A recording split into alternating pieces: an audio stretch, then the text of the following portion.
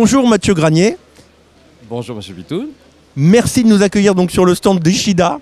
Alors Ishida est une entreprise japonaise spécialisée qui fabrique de très nombreuses machines, donc des peseuses associatives bien sûr, c'est son historique, c'est son produit historique, mais aussi aujourd'hui des operculeuses, des emballeuses, des encaisseuses et des machines pour la détection de corps étrangers. Donc on parle évidemment ici de contrôle qualité. Alors vous avez choisi de nous présenter 3 machines ce matin.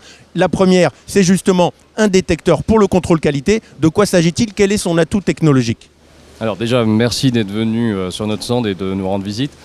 Donc en fait, on a aujourd'hui décidé de présenter 3 machines, comme vous l'avez dit, un rayon X qui est la XPD qui est derrière moi, qui est en fait une machine qui détecte les photons plutôt que de faire de la scintigraphie. La scintigraphie, c'est une interprétation d'un scintillement pour donner une image. Donc en fait, à cause de ces filtres-là, vous perdez en qualité.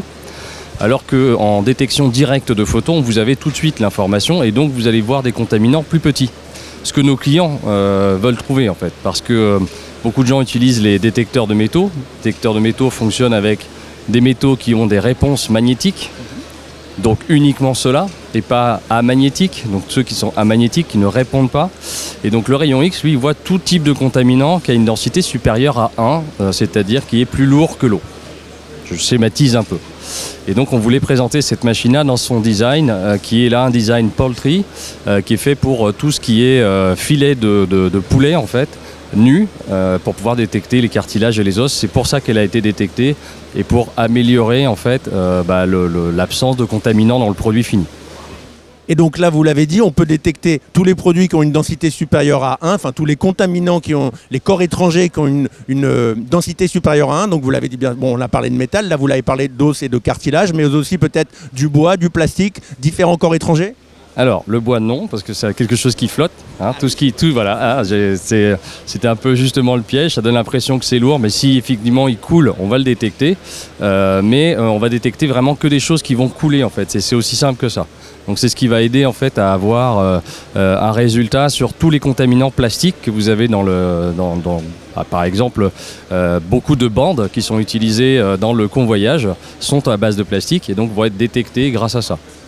Alors, sur le stand là, vous avez vous avez un partenaire, donc partenaire qui fabrique, on le voit, des macarons, délicieux macarons de très belles couleurs, ils sont là, on les voit. Pourquoi est-ce que vous avez choisi, alors d'abord, comment s'appelle ce partenaire et pourquoi est-ce qu'il a choisi, lui, de faire appel à ce détecteur à rayon X? Alors, je vais être très clair, c'est donc la chance qu'on a d'avoir des partenaires qui nous ont donné des produits et là le macaron c'est quand même le produit d'excellence, on peut dire, pour notre salon. Donc on a la chance d'avoir la société Magem qui nous a donné en fait ces produits et qui nous avait consulté parce qu'ils exportaient au Japon et au Japon il n'y a pas un produit qui est vendu sur le marché sans être passé par un rayon X. Là où nous en France on a une législation un peu plus souple et on va avoir à la fois des détecteurs de métaux ou du rayon X, parfois les deux, mais on n'a pas l'obligation que tous les produits passent dans les rayons X. Et en fait, eux n'avaient pas le choix, pour pouvoir continuer à travailler à l'export, d'avoir en fait cette détection sur tous les produits et surtout avoir toutes les données de ce qui avait été passé dans le rayon X pour pouvoir prouver la bonne foi, parce qu'on est beaucoup là-dedans avec nos amis japonais, de prouver en fait qu'on a bien fait notre travail. Donc les Japonais sont très exigeants. Oui, je peux vous dire qu'ils sont très exigeants et nous qui travaillons dans une entreprise japonaise, on sait que l'exigence est le maître mot en fait de notre travail et la pierre angulaire de ce que nous devons faire tous les jours. Alors merci Mathieu, on va se déplacer maintenant sur le stand pour voir la seconde machine que vous avez choisi de nous présenter. Rendez-vous dans 2 secondes sur le stand. Merci. Alors Mathieu, nous nous sommes déplacés, nous sommes devant la peseuse associative, la seconde machine que vous avez choisi de nous présenter ce matin. Alors une peseuse associative, ce n'est pas forcément évident pour tout le monde. Qu'est-ce que c'est ? Alors une peseuse associative, en fait, c'est une machine qui va associer des doses pour pouvoir faire un point qui va être le poids demandé à la fin du produit. Donc en fait, on va avoir toutes ces bennes qu'on entend travailler à côté et qui vont sélectionner des poids pour pouvoir arriver à avoir au plus juste le poids demandé sans surdosage. Voilà, donc c'est ça une association de doses. Et après, vous pouvez avoir également des associations de produits différents sur une même peseuse. C'est-à-dire que vous allez associer, comme dans les céréales, par exemple du chocolat avec des pétales de maïs. Voilà, c'est un petit peu l'idée et c'est ce que ce type de machine fait. Voilà. Et une machine comme ça peut associer jusqu'à combien de produits différents ? Alors on peut faire jusqu'à 6 secteurs, donc c'est-à-dire qu'on va avoir 6 produits différents. On peut même faire des développements, on fait des développements puisque on est une entreprise japonaise et qu'on fait pour le client et avec le client, donc on peut faire plus. Il faut que ça ait un intérêt parce que tous les produits vont aussi vont voyager jusqu'à ces sections et c'est peut-être plus difficile à gérer parce qu'il faut que tout arrive en même temps pour que ça soit cohérent. Donc ça fait beaucoup de convoyeurs, beaucoup de gestion en fait de la production qui n'est pas évidente. Alors nous on a des équipes qui peuvent aider avec nos managers de projet qui vont savoir contrôler un petit peu ce flux et accompagner les clients justement pour obtenir le résultat souhaité au bout. Alors merci, le concept de peseuse associative est clair maintenant. Alors justement, qu'est-ce que cette nouvelle peseuse AS, je crois que c'est son nom, a de nouveau? Qu'est-ce qu'elle apporte sur le marché? Alors, la peseuse AS, en fait, c'est Advanced System, donc c'est système avancé. Cette machine a une vibration supérieure par rapport à la génération avant de 20%. Et elle va en plus apporter énormément d'ergonomie du poste. Elle va être plus facile à nettoyer, moins de rétention d'eau, moins de problématiques pour le client d'utilisation. Et surtout, l'avantage, en fait, c'est qu'on va augmenter la vitesse et la vibration pour les produits difficiles. Là, la conception qu'on a de la machine, c'est une machine en fait qui est pour les produits secs, mais on a aussi les produits difficiles comme les filets de poulet nus ou marinés. Et là, on va avoir en fait une machine qui va être conçue justement pour, avec cette force de vibration, amener le filet de poulet et notamment ne pas le retenir pour qu'il puisse aller faire les doses comme c'est prévu et qu'on ait bien le flux qui soit géré correctement. Le filet de poulet qui sera d'abord passé par le détecteur à rayon X, on est d'accord? Alors, c'est une bonne question. Ça dépend. Je suis désolé. En fait, on peut faire avant le flux et on peut faire après le flux pour contrôler s'il n'y a pas eu lors des opérations des contaminants qui se sont rajoutés au bout pour que dans la barquette, vous n'ayez pas de contaminants. Ça veut dire que si vous le faites avant, vous allez éliminer en fait les os, les contaminants que vous avez naturellement dans le filet de poulet.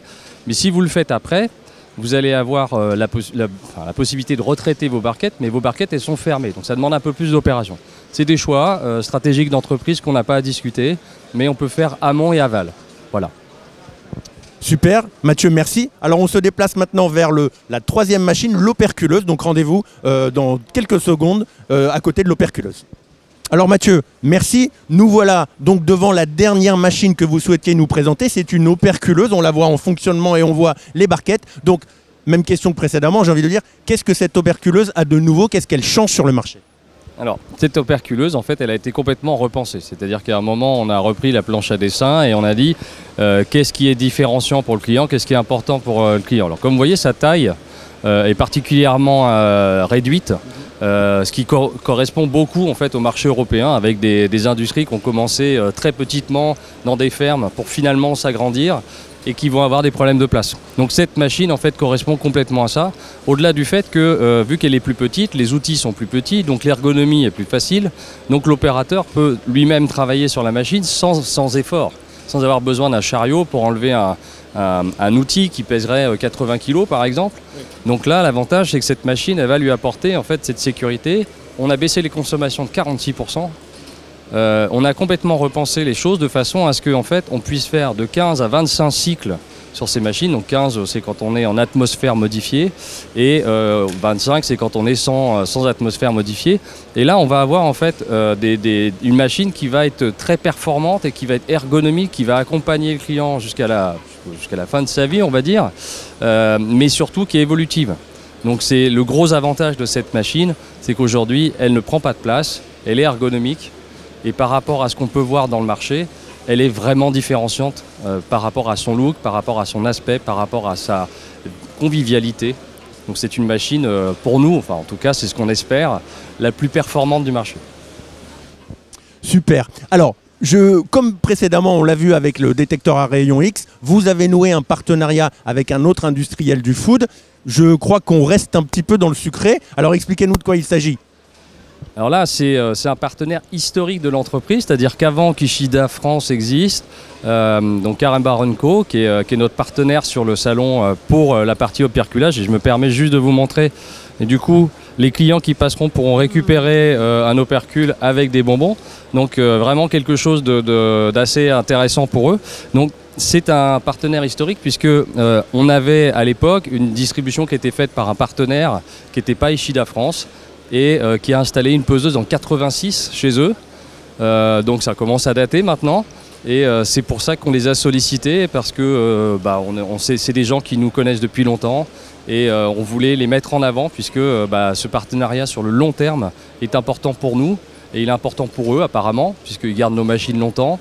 Et voilà, on voulait les mettre à l'honneur et ils ont accepté. Donc merci à Karimbar & Co de bien vouloir nous donner des produits pour les donner à nos clients qui passent sur le stand. Alors Mathieu, merci pour ce tour de stand. Est-ce que je peux prendre une petite barquette ? Je peux ? J'en prends une ?